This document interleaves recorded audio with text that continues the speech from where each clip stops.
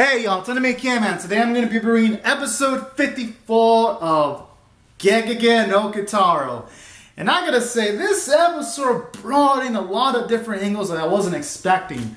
For example, it was a nice change of pace to actually see a human without any exorcist abilities or powers or without the help of a yokai actually back a yokai into a corner, because nearly the end of the episode where you have Kitarou pretty much almost take down Dorotabo. If it wasn't for like some bad luck with like the rain showing up, you would have successfully taken down Dorotabo. I like that element about the Gegege no Kitarou show, because at the very least it shows off that humans, they don't, I mean, not all of them need abilities, and while there are some yokais where you're going to need a yokai or an exorcist to take them down, I like how it shows off in some instances if a human uses their brains, they can at the very least give a yokai some trouble physically. So that's what I really like about this episode that I demonstrated. I mean, yes, we did get that a few episodes ago when these humans were going after that, after the bird yokai, but it's cool to see that element again. So that was the nicety about this episode. And what I also like about this episode was it didn't have specifically any bad guys. This episode was mostly in shades of gray, because you had Kitarou, who was the president of this company that wants to like construct a power plant because their city is in economic troubles. So they don't want to run away and give the land back to Dorotabo, but then from Dorotabo's perspective, those are his lands, and those belong to him, and he doesn't want to let them go. So that's what I like about this episode. It's one of the few Gegege no Kitarou episodes where there's no right and wrong.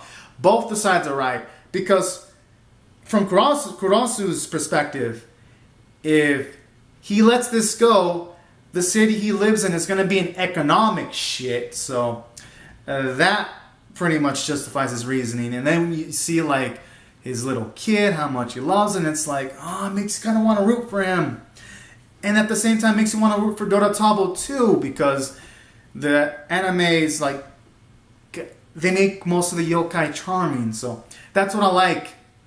And then aside from the story being morally great for this episode, also like how it also shows off a bittersweet solution, because at the end,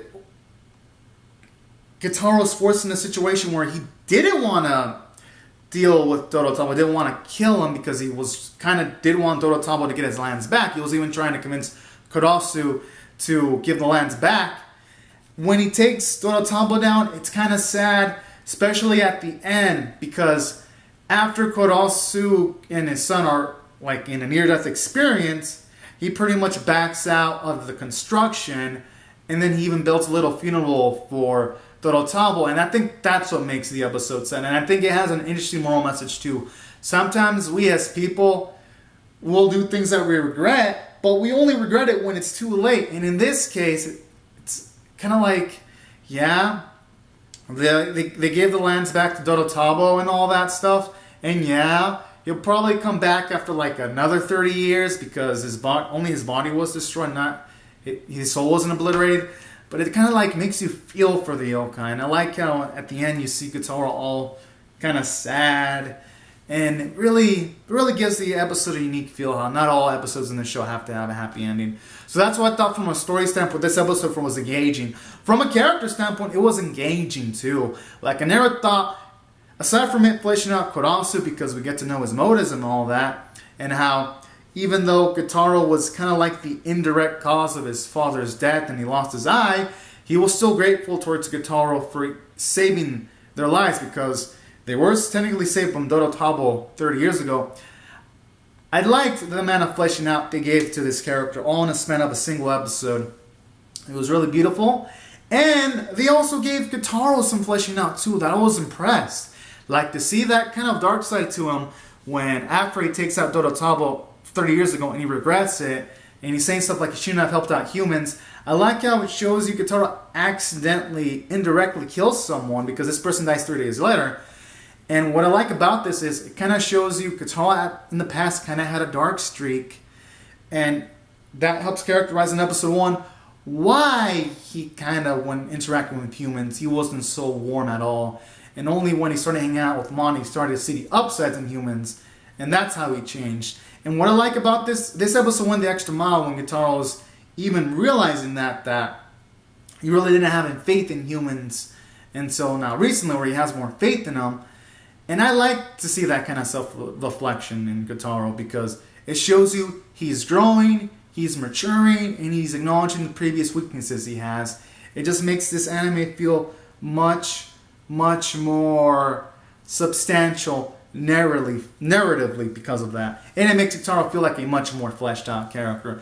And also to get that characterization when he was like considering murdering Kurasu at the episode when he seemingly took down Dorotabo until Dorotabo came back and was about to kill Kurasu and Kurasu's son, and then he ended up defeating Dorotabo instead. I kind of like that because it shows you that sometimes Kitarou, he'll kind of have lapses in his judgment at times. And if it was, and I like how they had to like, his son pretty much had to calm Kitarou down in order to prevent him from doing that. Because it also demonstrates that since Kitarou has such a strong bond with human when it comes to kids, it's his soft spot. And if kids are involved, he'll become a bit more lenient. So I kind of like that angle too in this episode. It shows you just a layer of anger with Kitarou that if a human does something really, really bad, he was willing to kill him. But at the same time, if a human child is there, his heart will pretty much almost soften instantly. So I like that. Makes Kitarou feel like a more fleshed out character. And that's why I thought it did substantial from that standpoint. And then art animation, they were just fabulous and amazing, I gotta say. Some of the art felt like a 90-ish, but in a good of like an HD touch. So, gotta give Toei credit for that. The voice performances were great. Kitarou's actress always brings his A game every single time. And that's why, taking all these facts into consideration, I'm gonna rate this episode a 9 out of 10. I was thoroughly impressed. So anyways, guys and gals, these are my thoughts on Gegege no Kitarou episode 54. Comment down your thoughts on the episode in the comment section below. Rate the video, subscribe everyone, and I'll see you guys later if you subscribe for more. Alright, thank you all so much for watching everyone. Bye bye.